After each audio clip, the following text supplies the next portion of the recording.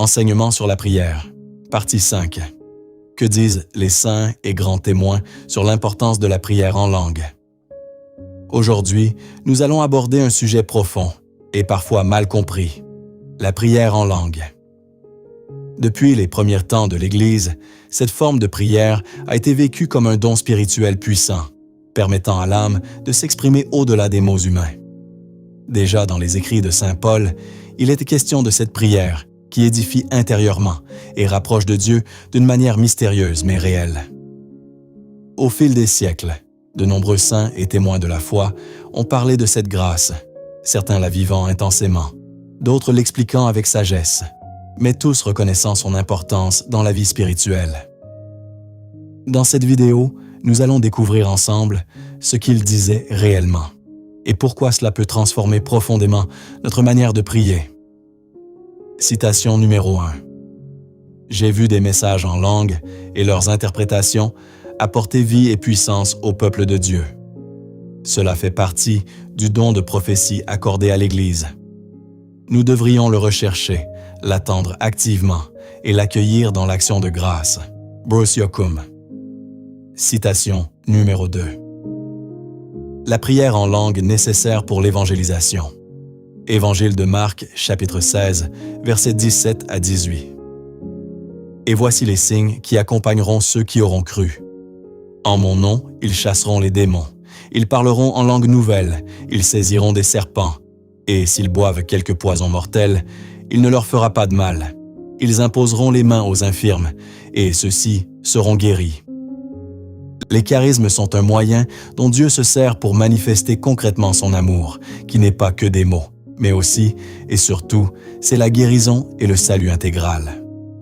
Citation numéro 3. La prière en langue est d'une grande utilité pour, premièrement, régulariser la pression artérielle. Deuxièmement, faire disparaître les tensions. Troisièmement, apporter la paix, la liberté, la joie. C'est utile d'avoir un temps tous les jours pour prier en langue, tout haut si possible. Peter B. Coughlin, citation numéro 4. Je veux simplement faire part de mon expérience. J'ai vu beaucoup plus de guérison en priant en langue qu'en priant normalement. Père Tardif, citation numéro 5, Actes des Apôtres, chapitre 19, verset 6. Et quand Paul leur eut imposé les mains, l'Esprit Saint vint sur eux, et ils se mirent à parler en langue mystérieuse et à prophétiser. Citation numéro 6. Au début, ceux qui reçoivent ce charisme n'ont que quelques mots, mais à mesure qu'ils continuent à prier, le don augmente tout comme un bébé apprend à parler et développe un langage. Avec le temps, chacun aura différentes prières en langue. Un pour la pétition, un pour le chant en langue, un autre pour la louange, un autre pour la délivrance. Peter B. Coughlin, citation numéro 7. Première lettre aux Corinthiens, chapitre 14, verset 5. Je souhaiterais que vous parliez tous en langue. Citation numéro 8. En effet, ce charisme, la prière en langue, le moindre et le plus commun, est l'un des plus nécessaires car, outre sa dimension de prière, il est le signe d'une disponibilité particulière à l'Esprit Saint et d'un seuil qui permet d'accéder à d'autres charismes. Monseigneur de Montléon. Citation numéro 9. La prière en langue a le pouvoir de faire entrer tout notre être en prière, corps, esprit, âme, et ainsi toucher les zones les plus enfouies de notre conscience, peut toucher, guérir et corriger des traumatismes, apporter une libération profonde. Citation numéro 10. Actes des Apôtres, chapitre 10, versets 44 à 45. Pierre parlait encore quand l'Esprit Saint descendit sur tous ceux qui écoutaient à la parole. En effet, on les entendait parler en langue et chanter la grandeur de Dieu. Citation numéro 11.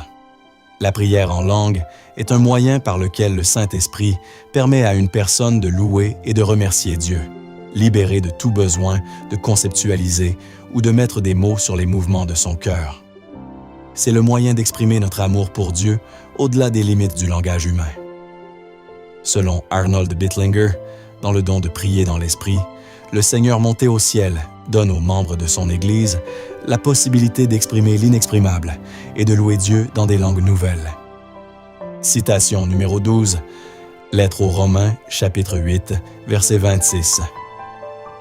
Bien plus, l'Esprit Saint vient au secours de notre faiblesse, car nous ne savons pas prier comme il faut. L'Esprit lui-même intercède pour nous par des gémissements inexprimables.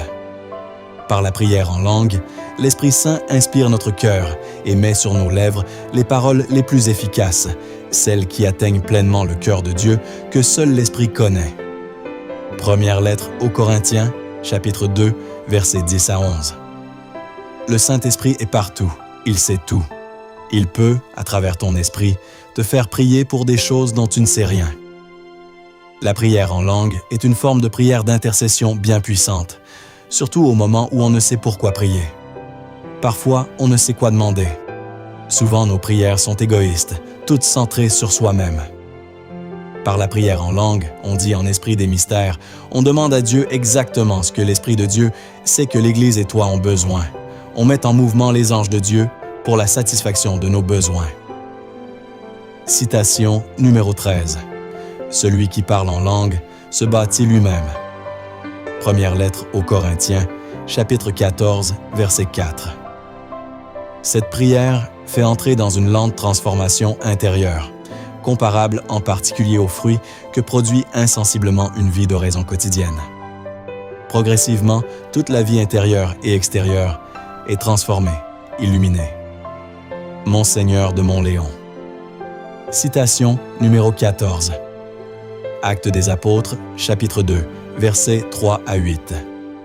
Alors leur apparurent des langues qu'on aurait dites de feu, qui se partageaient, et il s'en posa une sur chacun d'eux.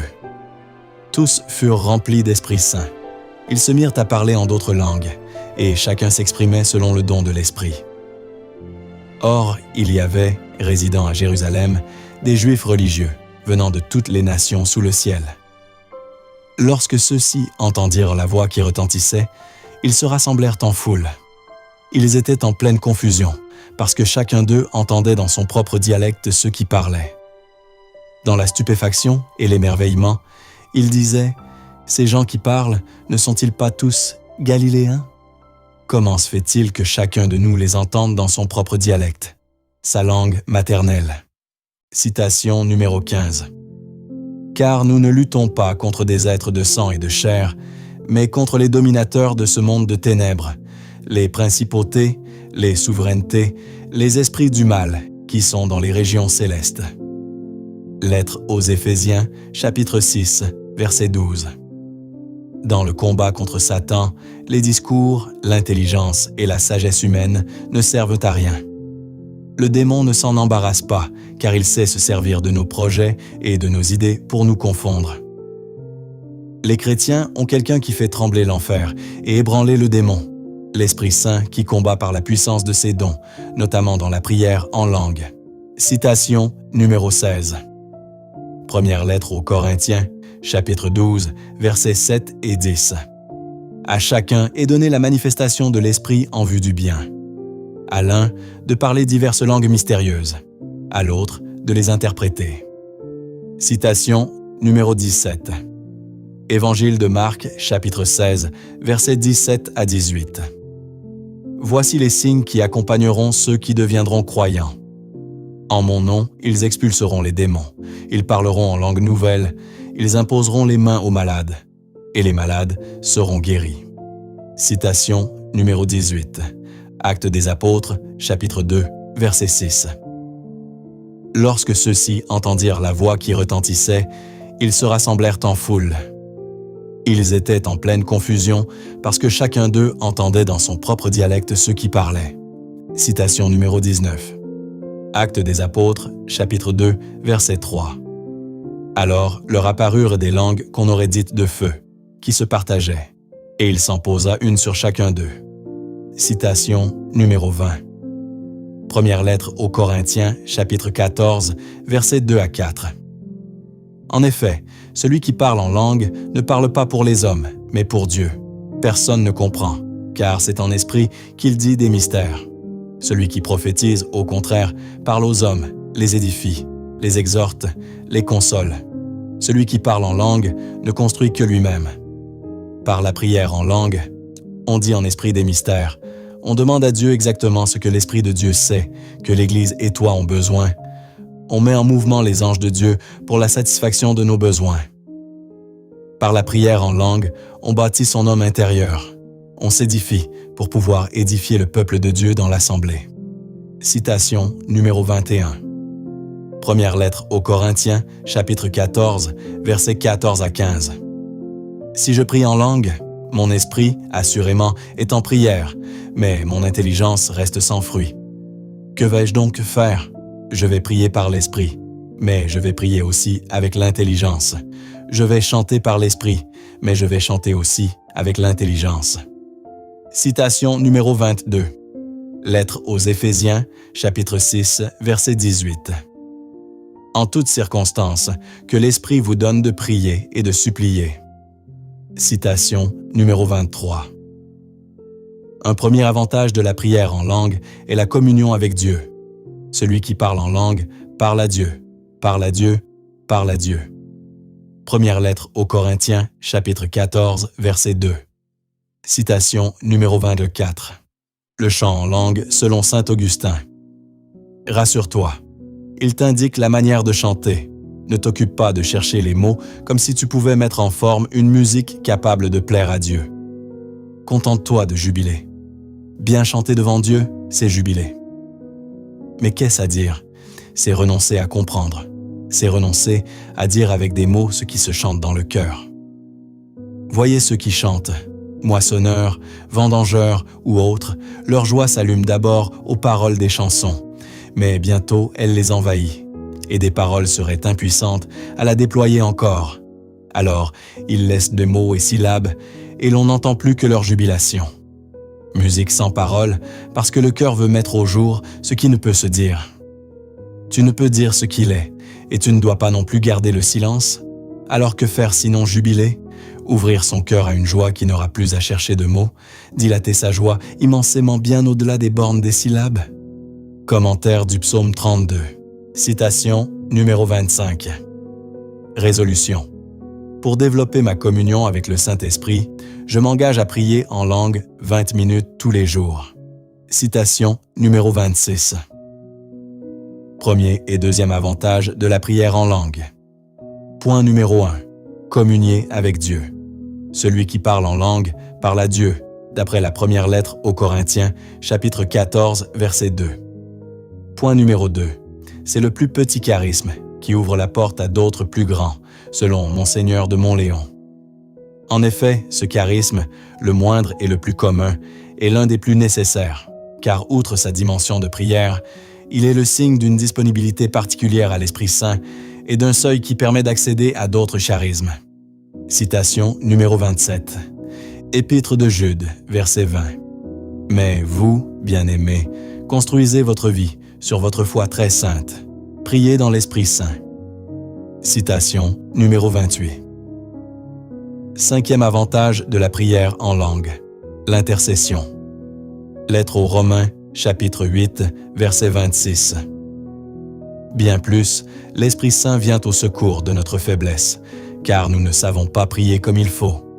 L'Esprit lui-même intercède pour nous par des gémissements inexprimables.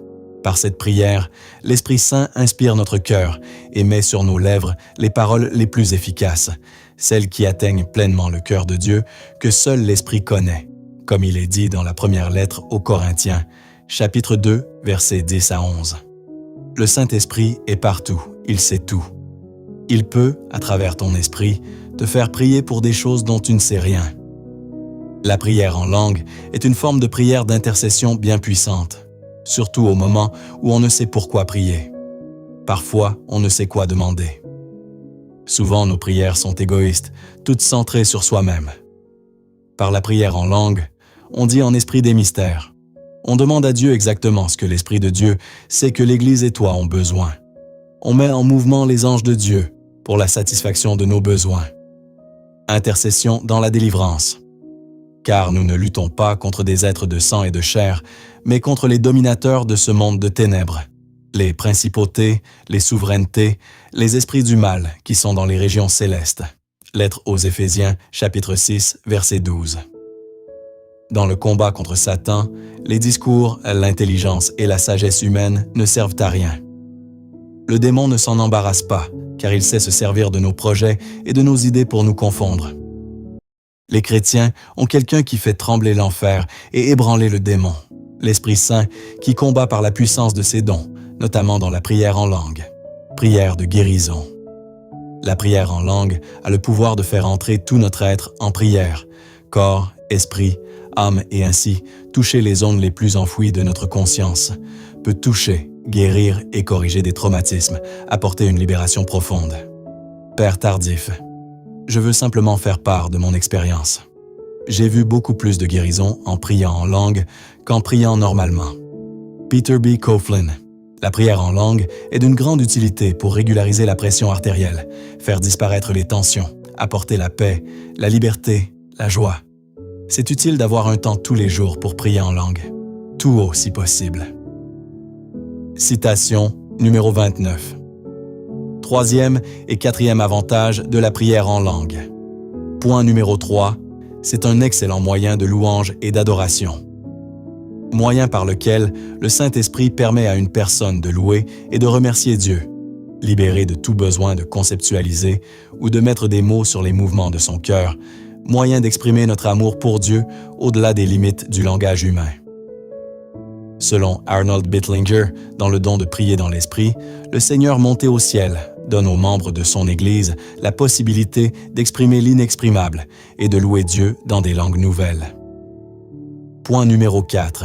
C'est un excellent moyen pour se bâtir soi-même, s'édifier correctement soi-même avant d'édifier les autres.